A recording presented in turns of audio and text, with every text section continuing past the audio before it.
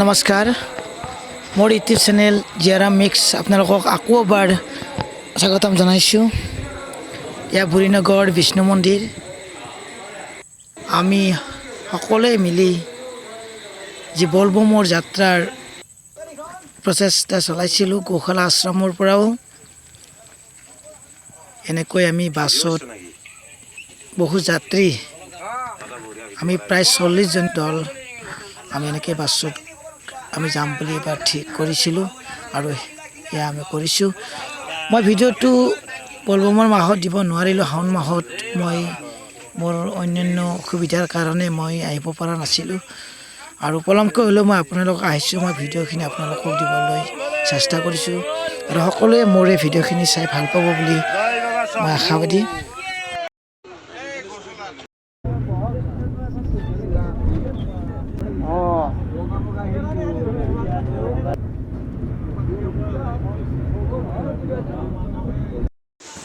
এয়া মইনা পুখুৰীৰ কিছু দৃশ্য। আমি ইয়াত ৰাতি কিছু সময় আমি ইয়াত জিৰণি লৈছিলোঁ আৰু ইয়াত ভাত বনাইছিলোঁ। আমি এই যে দেখা পাইছে ইমান সুন্দৰ বিচনা সজাই ৰাখিছে। ইয়াত কোনো ধৰণৰ পইচা লোৱা নাছিলে। ইয়াত ভক্তৰ এনেকৈ জিৰণি কোঠা বনাই ৰাখিছিল আৰু আমি তাত এনেকৈ কিছু সময় কটাইছিলোঁ।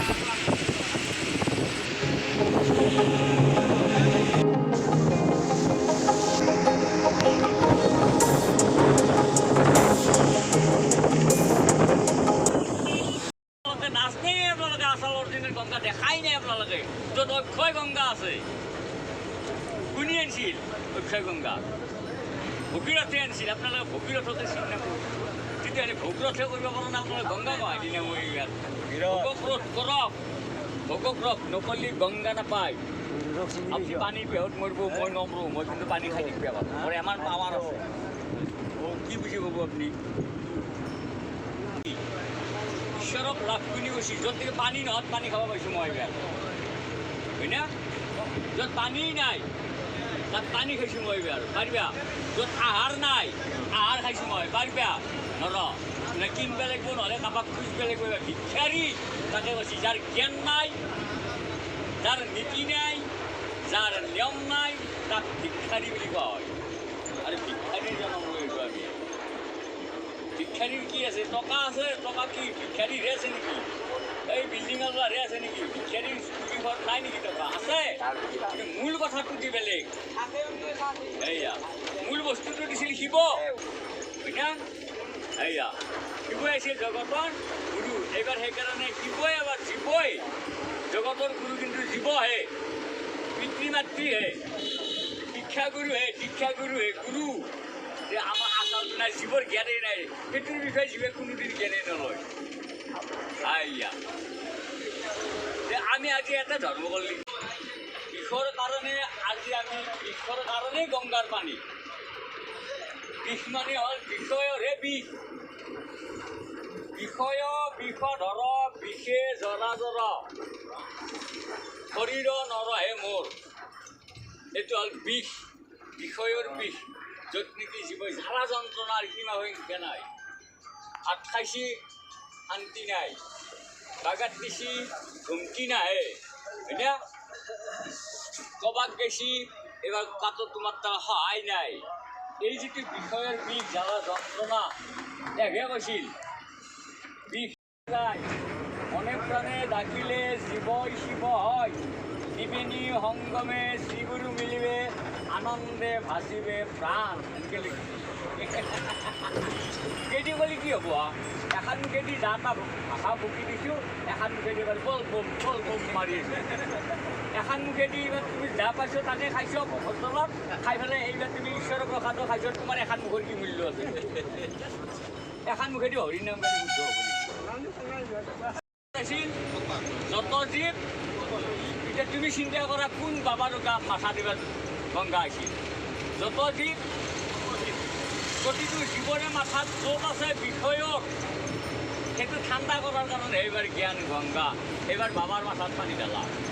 যেতিয়া যজ্ঞ কৰিছিল, যজ্ঞ এতিয়া ভোগ ৰান্ধা ৰান্ধনি নাছিল। ৰান্ধনিৰ কাৰণে গংগা দেৱীক আনিবা খেদিছিল। শিৱক চব দেৱতাসকলে আলোচনা কৰি যে তুমি যাই গংগাক লৈ আহা। গংগাক যেতিয়া আনিবা গৈছিল, গংগাক আনিবা যাওঁতে কিবা চুক্তি কৰিব লগা হৈছিল শান্তনু ৰজাৰ ওচৰত গংগাক আনাৰ কাৰণে। শান্তনু ৰজাই কৈছিল যে তুমি বেলা নবহাৰ আগত গংগাক আনি তুমি মোৰ ঘৰত জমা দিব লাগিব। আৰু যেতিয়া গংগা ইফালে এতে ভোগ বনাবা আহিল, ভোগ বনাবা এতে ভোগ বিলে খাই লৈ জক লাগি গংগাটো ৰাতি হ'ল। কি বৈ গংগাক লৈ গেল শান্তনু ৰজা ঘৰত একজন আৰু সেইকে বেলা দিচ্ছি না। সন্দেহ নহয়, তেওঁ নীতি ভংগ হৈছিল। সময়ৰ যিটো সময়টো মানা নাই কাৰণে গংগাৰ ভুল নাই। ভুল কাৰ বিবৰো নহয়, দেৱতা। মোৰ কামখানত এটা দেৱতা আছে, ই শুনি পেলাই হৰিনাম শুনি ভাল পাব লাগে। এইবাৰ বৈনাকক ধৰা গালি শুনি পেলাই ভাল পায়। সেইদৰে সি সেইটোত বেছিকৈ লাগি যায় পেলাই। হা তাৰমানে কি বুজালাম? সময় আকৌ জ্ঞান নাই। জ্ঞান নোহোৱাৰ কাৰণে এইবাৰ এই গংগাক এইবাৰ কি জোতাত ৰাখিলে গ'ল। মানে জোঁটৰ মাজত আছে এইবাৰ আমাৰ। এই জোঁটটোৱে হ'ল এইবাৰ ভাত, সংসাৰৰ মহাভাত। আজিৰ পৰাই তুমি কান্ধত লোৱা বুলি তুমি এইবাৰ প্ৰতিজ্ঞা কৰা, কাণত ধৰি উঠা বহা কৰা যে আজিৰ পৰা মই এই সংসাৰৰ ভাত মই ল'ম।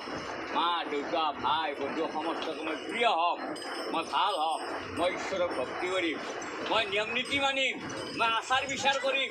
আজি একমাহে এদিন নিৰামিষ খাইছোঁ, কেইনানো তাৰিখটো যে টাকা লাগি ভাত খাই আছোঁ। হয় না? তোমাৰ ভক্তি হ'ব না, এইবাৰ কি হ'ব? আচ্ছা বাবা, ঠিক আছে। আৰু মই এটা কথা সুধিব বিচাৰিছোঁ আপোনাক। আচ্ছা, গংগাই বাৰু বাবাৰ প্ৰেমত পৰিছিল নেকি? নাই পৰা। গংগাক প্ৰশ্ন কৰিছিল যে মই এতিয়া ক'ত যাওঁ এই ৰাতি। তেতিয়া শিৱই কৈছিল যে মোৰতো ঘৰত এটা আছেই পাৰ্বতী, তোমাক নিলেতো এইবাৰ আৰু তেওঁৰ এতিয়াহে সন্দেহ জন্ম হ'ব। গতিকে তুমি মোৰ জোঁটৰ মাজত সোমাই থাকা। জোঁট তাৰমানে এই জোঁটৰ মাজত যিটো জ্ঞানক সোমাই ৰাখিলি তোমাৰ জোঁটৰ মাজত তোমাৰ মাথাটো শীতল হৈ থাকিব। এই জ্ঞান গংগা বুলি কৈছি। নামে গংগাৰ জল, চৰণে কমল হৈ আছে হৃদয়ৰ মাজে, এনেকৈ কৈছি। নাম গংগা বুলি কৈছি, জ্ঞান গংগা বুলি কৈছি। গুৰুৰ জ্ঞানেহে গংগা। গুৰু হ'ল এইবাৰ বিষ্ণু। বিষ্ণুৰ পাদত কি গংগা মহেশ সহিতে এইটো জগততে পবিত্ৰ কৰা, এনেকৈ লেখা আছে।